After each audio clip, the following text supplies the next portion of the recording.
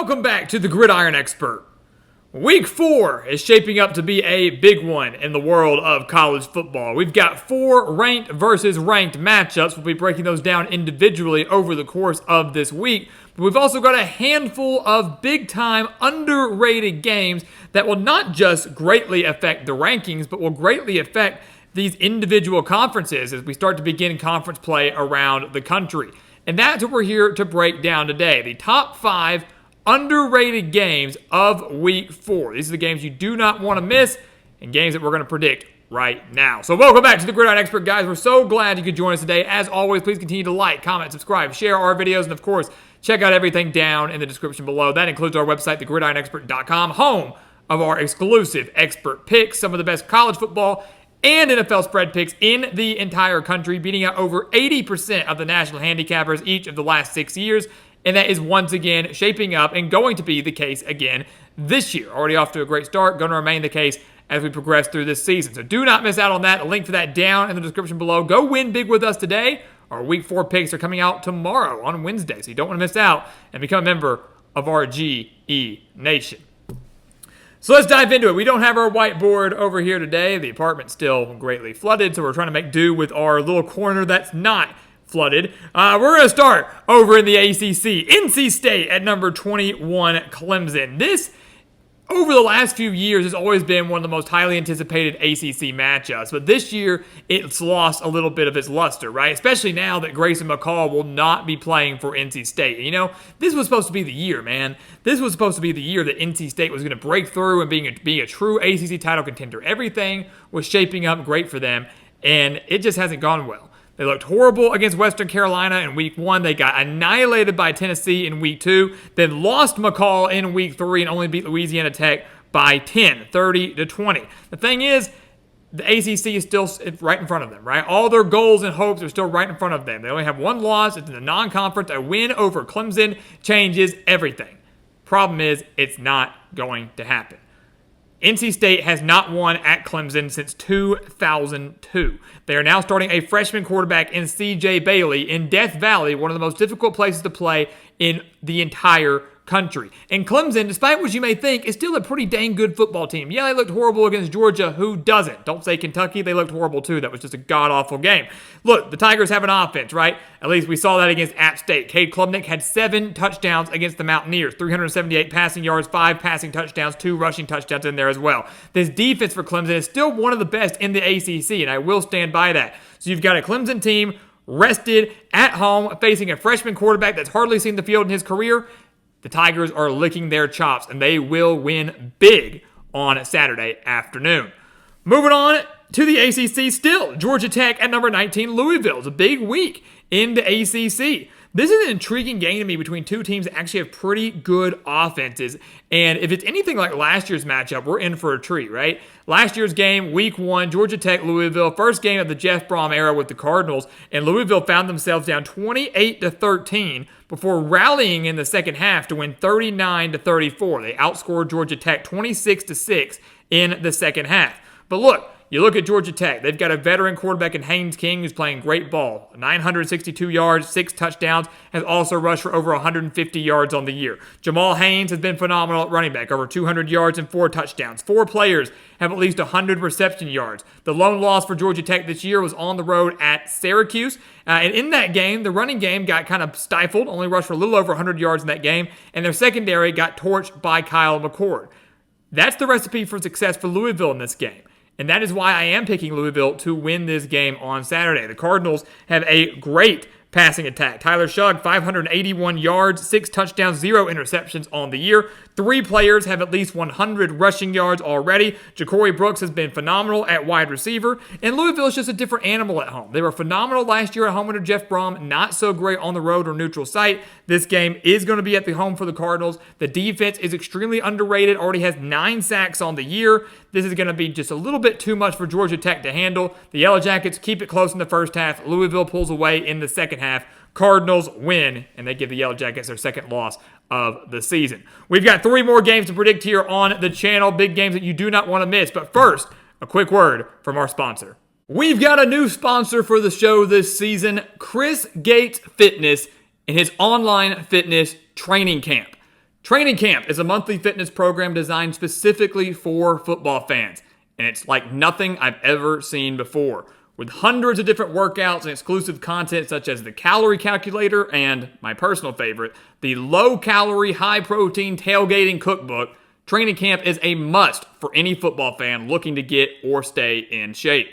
With Chris as your coach, you'll get top-notch guidance. He's been coaching people online since 2018, and like all of you watching, he's a die-hard football fan. His clients consistently get results by implementing a flexible approach to diet and exercise.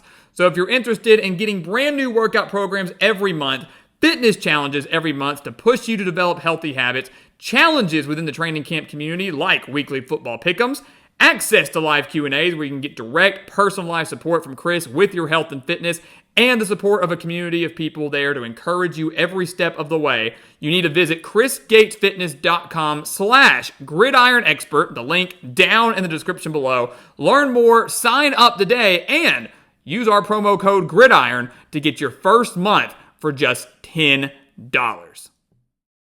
How about an intriguing SEC matchup, Arkansas at Auburn, a battle of two disappointing teams.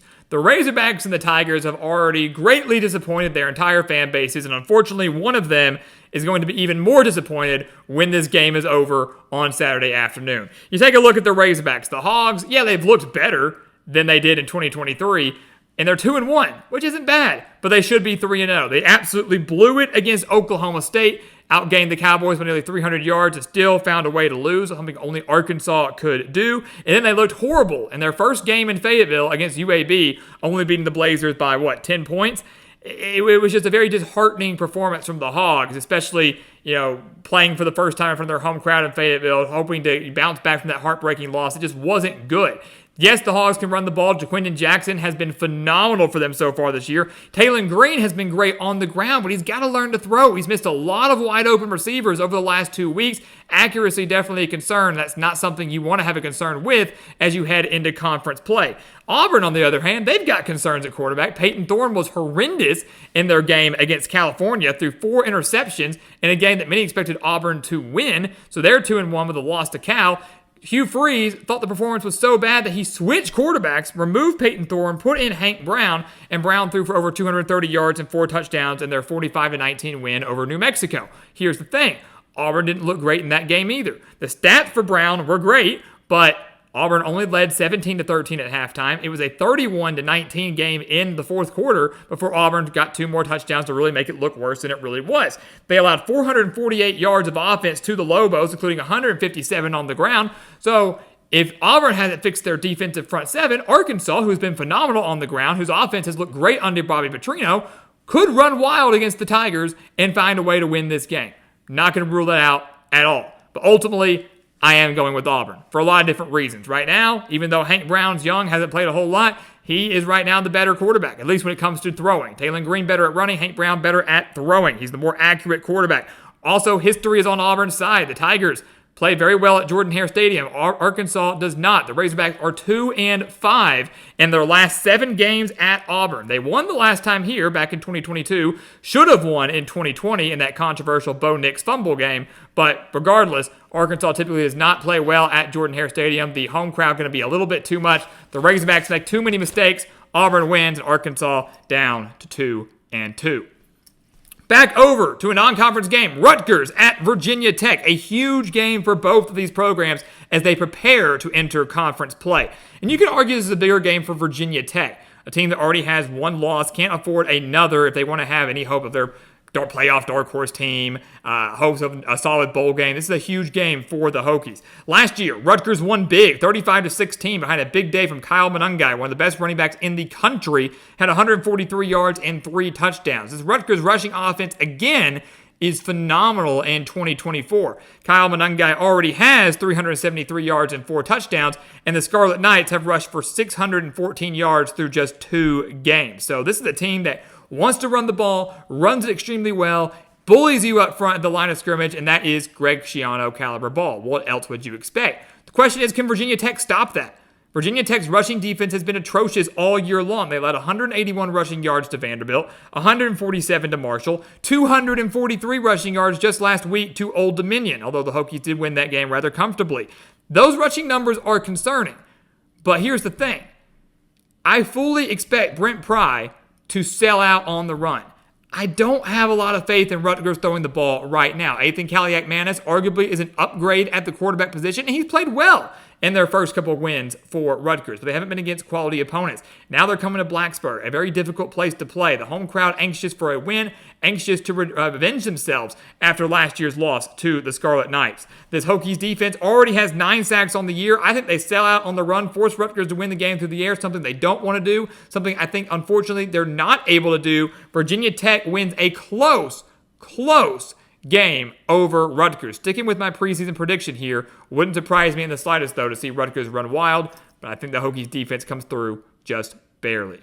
And then finally, number 13, Kansas State at BYU, a late-night battle of unbeatens in the Big 12. This is a chance to be one of the most underrated games of the entire weekend.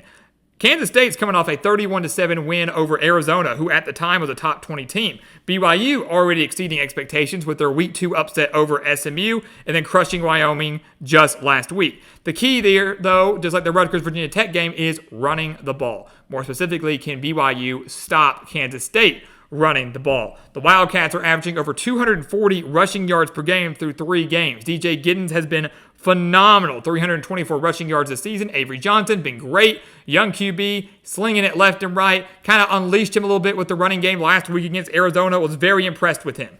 So we know Kansas State wants to run the ball. We know they can run the ball. Can BYU stop it? BYU, on the other hand, their offense has greatly improved. I love what I've seen from Jake Ratzliff. He has 841 yards, 7 touchdowns on the year, and he's also the Cougars' leading rusher with 113 rushing yards. That's a bit concerning. BYU hasn't thrown the ability to run the ball very effectively, and Ratzliff can't do everything by himself. Kansas State, a team that has a very stingy defense under Chris Klieman, already has 10 sacks this season. Their defense sells out, contains him. Can anyone else step up for the Cougars? I'm going to say no. Crazy things can happen out in Provo, especially late at night, but I think Kansas State is able to overcome it. They win a close battle over BYU and improve to 4-0. My preseason pick to win the Big 12, remaining undefeated. So guys, there you have it. Those are just 5 underrated games. We haven't talked about Michigan and USC and Tennessee and Oklahoma. Nebraska, Illinois is a top 25 matchup. Can you believe that? All the top 25 matchups are going to be coming your way over the course of these next few days. But these 5 games are ones that you definitely want to keep your eyes out for. Definitely must see college football this weekend. Things are really starting to pick up. If you thought the first 3 weeks were entertaining, you haven't seen anything yet. And of course, we're going to have you covered every step of the way right here on the Gridiron Expert. So guys, as always, thank you so much for watching. Please continue to like, comment, subscribe, share our videos, and of course, check out everything down in the description below. That includes our website, thegridironexpert.com, home of those exclusive expert picks. So if you want the spread picks for these games, spread picks for the top 25 games, spread picks in the NFL where we are undefeated in our best bet section, you need to go over and sign up for those picks today and become a member of our GE Nation. And once again, as always, thank you so much for watching, and we'll see you next time right here on the Gridiron Expert. Yeah.